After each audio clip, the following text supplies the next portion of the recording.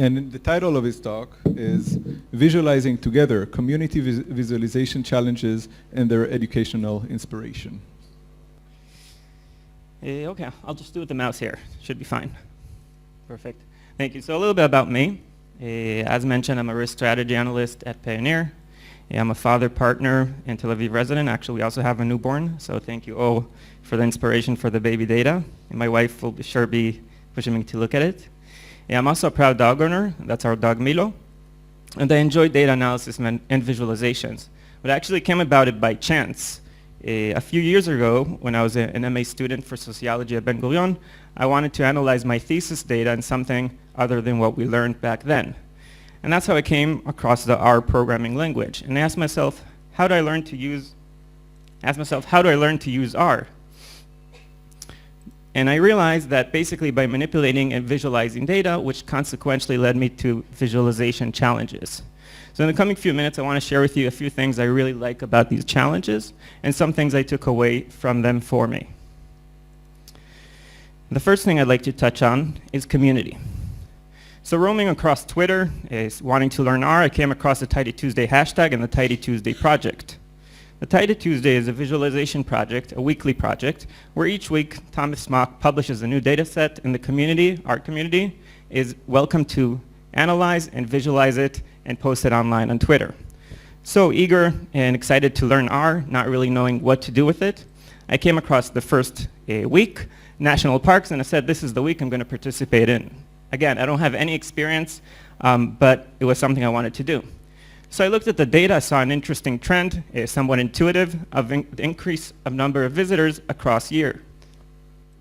I added some icons, some annotations, some icons, some color. We'll talk about that later. And voila, I had my first plot, my first ever made plot. I posted it on Twitter, and the feedback was amazing. People were, in general, excited for me to join in, wanted to know how I did something, and in general, I was hooked on the project. Moving forward, I came across additional challenges, such as the 30-day map challenge, the 30-day chart challenge, and indifferent from the Tidy Tuesday, these challenges, you bring your own data, right? So in the Tidy Tuesday, you had a data set published online, and these challenges, you bring your own data. They occur throughout a month, every day throughout a month, with a theme in each day. But what I found uniting about these challenges was everybody and anybody was invited. Anybody could participate, beginners and advanced alike. You could participate one day, you can participate all the days. And despite not knowing anybody, I felt like I was part of the community. So as these challenges ask you to bring your own data, as the time progressed, I realized that if I brought data that was engaging for me, I was more committed and motivated to participate. But engaging means something different to everybody else. So for me, the first thing it was meaningful data. I live in Israel, and I like to look at data that relates to Israel. So at one time, I looked at Israeli prime ministers. At another time, I visualized Israel's elevation. And more recently, I looked at population density across Israeli cities, basically each point representing a person in that city and visualizing that density. But meaningful, engaging data was also personal data, such as, again, what Or discussed, such as our baby, and things that related on a personal level to me. So for example, I was interested and curious, how much do I use in the hashtag RStats that relates to the R community on Twitter? Or as somebody who frequently visits Dizengoff Square, I wanted to learn more about the walking distances from the Dizengoff Square. And again, this was meaningful and personal for me, but I think what I found really motivating, again, is bring your own data, something that gets you excited, that you want to look at and learn more about it, to these challenges. And the last and more practical thing is the things I took from these challenges, the whole learning ideas and different things that I got back from them. So one thing was learning from others, right? This is common when you use programming language, and what I do in my daily work today is looking something up online. So this example in 2021, last year, in one of the map challenges, Alexander Kapp posted the following visual, which I found was simply elegant in its form. And what she does, she took 2 points in Berlin. She sampled 2 points, measured the fastest route between them, and did so for 500 pairs of points. She then plotted all the routes where the width of the line represents the frequency of that route traveled. So interested and curious in how she did it, I wanted to implement it in something I was interested in, and did the same idea for Tel Aviv. Again, highlighting the routes most frequently traveled on. Another thing I came to realize from these challenges, I'm learning new methods. For example, I'm learning technical things. So this plot is a map of Israel with the population in those areas, transitioning from a regular map to a cartogram.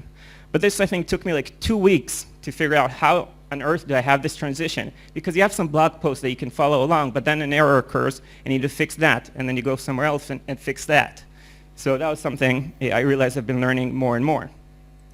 Additionally, you get these challenges as an opportunity to experiment with new ways of representation. So here in this plot, I'm trying to represent the outlier in a different way than what I'm used to, leveraging the area above the plot to position it there. And lastly, you get to explore new tools, new packages, new functions. So although I'm a very R enthusiast, here I'm trying to use D3, a JavaScript library, to visualize a bar plot. And lastly, within the learning area is the things I get to implement at work. I realize that a lot of what I'm learning from these challenges, it could be stuff that I read in books and now I can implement them in these challenges. I then translate them to where I work today at Pioneer. So it could be the whole idea that we talked about today in several occasions of pre-attentive attributes, such as where do I want my audience to look at first when I'm presenting at work? How do I use color, minimalism, and positioning of things to, again, orient the readers? Or more specifically, annotations, and how can we use them to tell the story and the context of what is it we're presenting. So if I'll recap this talk, I'd like to answer the question why I think one should participate and why I like to participate. First of all, it's a welcoming community. And as I said, everybody and anybody is invited to participate, beginners and advanced alike, come as you may. You get to interact and be inspired by amazing and brilliant people posting their outputs online on Twitter, LinkedIn, and other places. You're invited to leave your comfort zone and challenge yourself. You get to explore various data, so it could be data you had laying around or data that's provided to you, which is sometimes different than what you usually use, such as text, spatial data, time series, and more. You gain experience and confidence. Suddenly you encounter different data that you haven't encountered. You've done it in the past, analyzed it, and now you're ready to do it again. You get to create something to call your own, and I think it's fun. So how do you start? Well, you just start. There are many challenges, and I realized I didn't have the viz for social good, but there are many challenges out there. Reach out to me if you want to know more about them, and just look them up online. So I'll see you at the next challenge. Thank you very much.